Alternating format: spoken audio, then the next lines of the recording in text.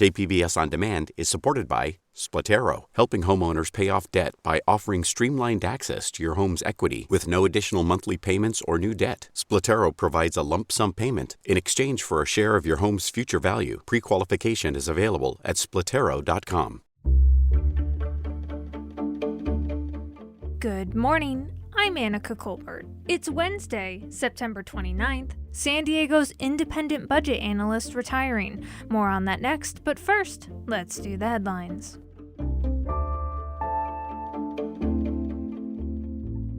This Thursday is the deadline for California healthcare workers to get vaccinated for COVID-19. Two San Diego hospital groups say they're confident they'll meet that deadline. One of them is Scripps Healthcare. Here's its CEO, Chris Van Gorder. Yeah, right now I've got 98% of our employees accounted for. So I've got 15,078 that are vaccinated.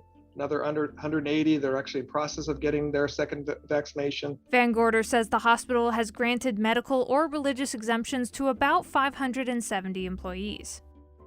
Flu season is upon us as the fourth wave of COVID-19 lingers. For the third year in a row, the National City Fire Department and Point Loma Nazarene Nursing Program have partnered to administer free flu vaccines to the community.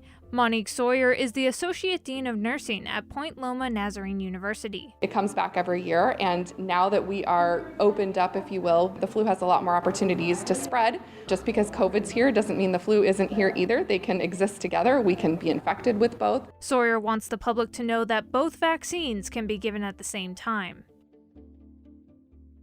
A bill signed by Governor Gavin Newsom on Monday requires mail-in ballots to be automatically sent to every registered voter for all future elections. The practice of sending all active registered voters a ballot started during the pandemic and continued for this year's recall election. Before then, the vast majority of California voters were already casting their ballots by mail.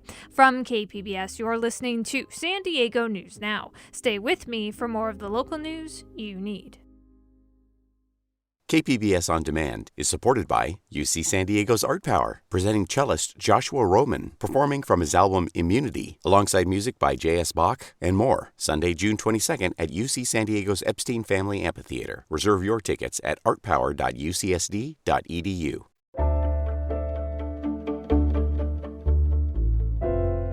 San Diego's independent budget analyst Andrea Tevlin announced her retirement this month after working at the city for 16 years. Her office was established by voters in 2004 as an independent check on the mayor. KPBS Metro reporter Andrew Bowen sat down with Tevlin to reflect on her career. Andrea Tevlin, thank you so much for speaking with us. Of course. Thank you. For those who are less familiar with the city government, what does the independent budget analyst do? The independent budget analyst was part of the ballot item because we were switching from a city manager form to a strong mayor form. That means that the city manager is no longer here to advise the council on issues. So that's where I step in, but not just for the council, but for the public and actually for being independent because the council members have very different perspectives.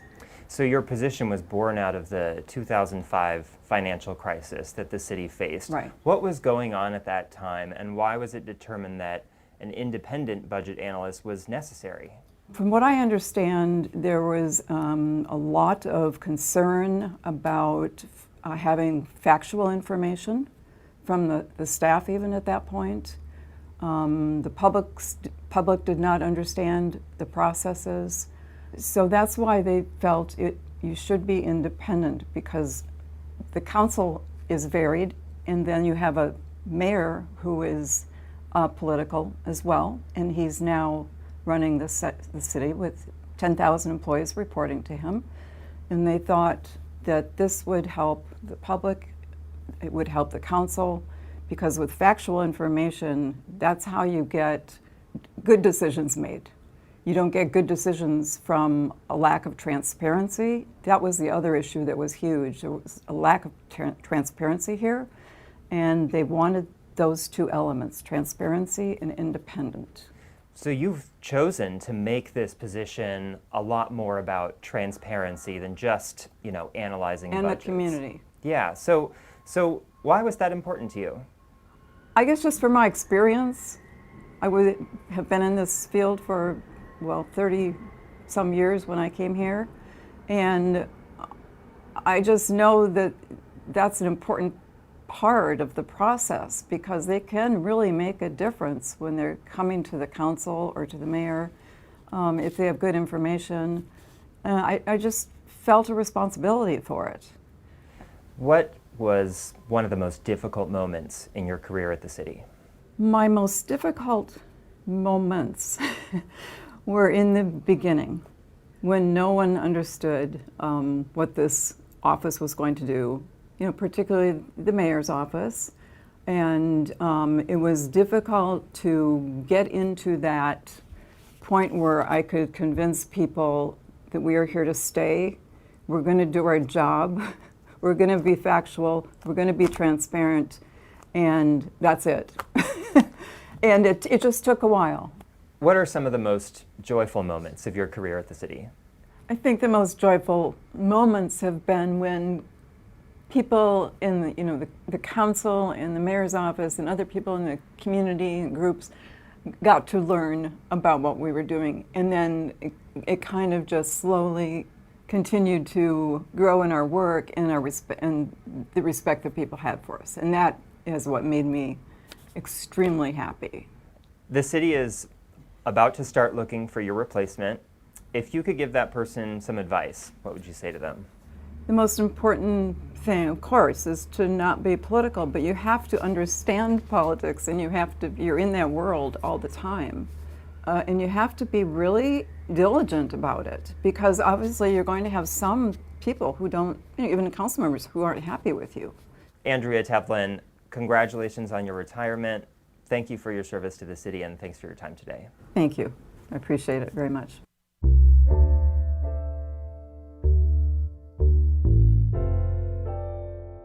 San Diego Mayor Todd Gloria is in Washington, D.C., asking for help on several issues, including the border. After a year and a half of restrictions for non-essential travel, the mayor is hoping to move the needle on the issue affecting border communities. KPBS's Alexandra Rangel has more from a local business leader who says it's time to lift restrictions. Mayor Todd Gloria left for the nation's capital Tuesday. According to a news release sent out by his team, he'll be addressing San Diego's homeless crisis, infrastructure, pollution in the Tijuana River Valley, and the lifting of non-essential travel restrictions at the U.S.-Mexico border. It's Gloria's first visit to Washington, D.C. since he was elected mayor last year. But it's not his first time. He has tried to advocate for the full reopening of our southern border. Mayor Gloria, County Supervisor Nora Vargas, they've both been fabulous on this issue. Unfortunately, they've been ignored just as I have.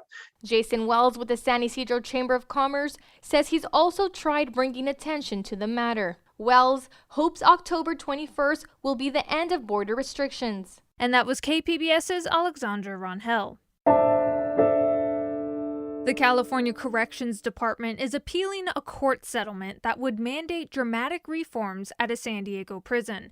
As Sofia Mejias Pasco reports, the legal challenge is well underway despite over a year of negotiation efforts. Last fall, a U.S. District Court judge ordered the State Corrections Department to make groundbreaking reforms at R.J. Donovan State Prison.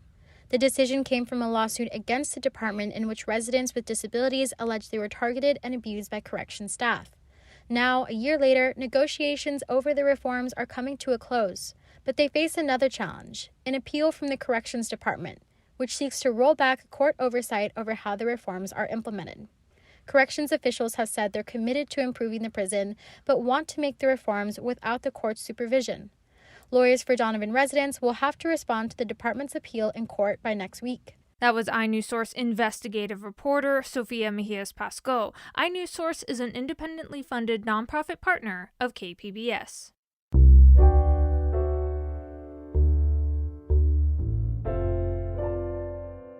With the recall election passed, lawmakers say they want to reform the process to remove people from office. But California's number 2 elected official isn't on board with at least one of the ideas. Cap Radio's Nicole Nixon reports. Recent surveys suggest California voters would support changing some of the recall rules, like raising the number of required signatures or having a runoff election to choose a replacement. Another suggestion is that if the governor is recalled, they're automatically replaced by the lieutenant governor rather than a new candidate. But California's lieutenant governor, Eleni Kounalakis, doesn't think that's a good idea. You shouldn't have a system that incentivizes the lieutenant governor to want to see the governor fail. Kounalakis opposed the recall against Governor Gavin Newsom early on. Lawmakers who oversee the legislature's election committees plan to host hearings in the coming months to discuss possible reforms. But any major changes would require voter approval. And that was Cap Radio's Nicole Nixon. Coming up, there's still some questions remaining about who exactly is eligible to receive a COVID-19 booster shot. We'll hash that out next, just after the break.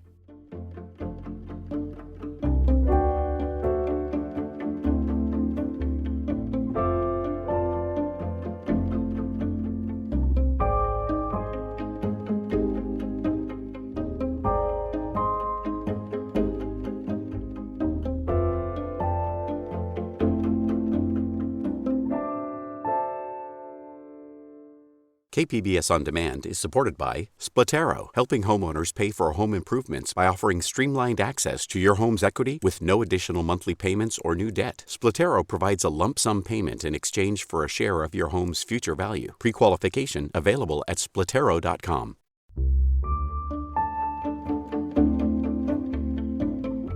Following recent federal approval for booster shots of the Pfizer vaccine, San Diego officials are urging eligible residents to seek out the additional dose. Here's County Supervisor Nathan Fletcher. And this new authorization for the booster shot is another step, a continuation of that effort. And while many Americans are eager to bolster their immunity against COVID-19, questions remain about who exactly is eligible to receive the booster shot. KPBS health reporter Matt Hoffman spoke with our Midday Edition host, Jade Hindman, to answer those questions. Here's that interview. So starting off, who is eligible to receive a booster dose of the Pfizer COVID vaccine? So it's similar to what we saw earlier when vaccines were first phased in. So those who are at the highest risk, having severe complications, being hospitalized or dying from catching the virus. So we're talking about people that are over 65, those with underlying medical conditions, and people who are at an increased risk of exposure because of their job. And that includes a gamut of industries, healthcare workers, grocery store employees, and also first responders. Does the CDC offer any guidance about who should receive a booster dose at this time versus who may? Yes, is the short answer. And so there's a should and there's a may category. So people who are 65 and older and those in long-term care facilities should receive the booster dose of the Pfizer. And then also in the should category is people who are ages 50 to 64 with underlying medical conditions. Now going to the may category, that's people who are 18 to 49 that have underlying medical conditions and people who are 18 to 64 who are at an increased risk of COVID-19 exposure because of their job, those things we just talked about. And County Public Health Officer Dr. Wilma Wooten sort of said, if you're wondering if you're in that May category, if you should get it, a good way to decide that is to, have a consultation with your primary care doctor. What about people who have received doses of the other available vaccines? Is there any sense of how long approval for booster doses of those shots will take? If you've had Moderna or Johnson & Johnson, officials say you're going to have to wait until their boosters become available. And it's kind of unclear about when that could happen. We know that it's in the works, and it's estimated that it could be, a month, 2 months, maybe 3 months. So it's coming soon. But yeah, right now officials saying, hey, if you don't have Pfizer, you're going to have to wait just a little bit. Just hang tight. What are county officials saying about the recent approval of this booster? They're saying sort of right now we're in a good position in terms of, we have more than 2.2 million San Diegans that are vaccinated. Right now, we're not overwhelming the hospital system. We are still seeing some people going there, largely unvaccinated residents who are dying and being hospitalized because of the virus. But sort of that this is another tool in the public health tool belt to basically keep from overwhelming the hospital system and keep us on a good path as we try to work our way out of this pandemic. We know that research shows that some of the protection that some of these vaccines have, all vaccines, not just the COVID vaccine, especially in older adults, they sort of wane a little bit. So this is just another, it's really, we call them boosters because it's a boost to your immunity. What are efforts looking like at the county level to distribute booster doses? I mean, can we expect to see mass vaccination sites like we saw earlier in the pandemic? In short, no, we're not expecting to see any mass vaccination sites right now. And basically that's because county officials say, at least at the sites that they operate, they're only operating at about 14% capacity in terms of the giving out vaccinations. So there's plenty of room to grow there. And they say that they have plenty of supply. That's definitely not an issue, something that, we sort of saw in the early goings with vaccinations when we saw some of these at-risk groups being vaccinated, some sites running out of doses. That is not an issue right now. One thing to note too, if you are going to go get your booster, officials are asking that you bring your vaccination card or a copy of it. And if you're someone that has underlying medical conditions, you might remember before people were saying, do I need to bring paperwork? Do I need to prove it? You don't need to do that. It's going to be self-attestation. So you just go and say, I have a heart condition or what have you to get your booster dose. So where exactly can eligible recipients go to get their COVID booster administered? So county health officials are saying, to think about pre-COVID where you got your flu shots. So that includes places like pharmacies, CVS, Walgreens, Rite Aid. Also, going to your primary care doctor, whether you belong to one of those large healthcare systems or, if you go and get it at a community clinic. I will note, though, that, even though they're telling people that, first go to your, health system, not everyone is authorizing it yet. This just came down. So we know that Rady Children's Hospital, for example, they are giving it to patients 18 and over and their employees. Palomar Health, they are not giving it to patients yet or employees. They're pushing people to go to these county sites. Kaiser, is booking appointments for those who are Kaiser members and those who aren't Kaiser members for the booster doses. Scripps Health, for example, they say they're hoping to shoot for mid next week to start administering booster doses. And Sharp Healthcare as well, too. They say that they are still in the process of sort of figuring out how they're going to be able to do this. So while the county doesn't plan to open up any of these big sort of vaccination sites, we may see some of these healthcare systems. If you remember, like, for instance, the Chula Vista Superstation that was down at the old Sears in Chula Vista, that was run by Sharp Healthcare with county support. So maybe some of these individual health systems, and especially some of the bigger ones like Scripps and Sharp, maybe they'll be opening up. We heard Scripps say, they're maybe looking at the Del Mar Fairgrounds to get that going again. So we might see some of these bigger sites, but certainly not ones that are going to be pushed by the county, at least right now, unless demand, really increases. And what are health officials saying about the importance of vaccination ahead of the impending flu season? Yeah, and just a note there too, a lot of people are asking, can I get the COVID shot and the flu shot at the same time? Yes, you can. And there is some concern about the upcoming flu season. Last year, a lot of people, due to pandemic restrictions, they were, staying in their house a lot, not going out. Sporting events didn't allow people inside. But we're seeing a lot of mixing again. A lot of those COVID restrictions are largely gone. A lot of people are taking off their masks in public places. And, somebody who may be healthy, maybe, talking to doctors, they say, if they have COVID and they have the flu separately, it might not be that big of an issue. But if they get them both at the same time, then that can be even deadly for somebody who is very healthy. And so doctors are pushing for people to get their flu vaccination by the end of October to be ready for a potentially early flu season. And that was KPBS health reporter Matt Hoffman speaking with Midday Edition host Jade Hindman. And that's it for the podcast today. Be sure to catch KPBS Midday Edition at noon on KPBS Radio, or check out the Midday Edition podcast. You can also watch KPBS Evening Edition at 5 o'clock on KPBS Television. And as always, you can find more San Diego news online at kpbs.org. I'm Annika Colbert. Thanks for listening, and have a great day.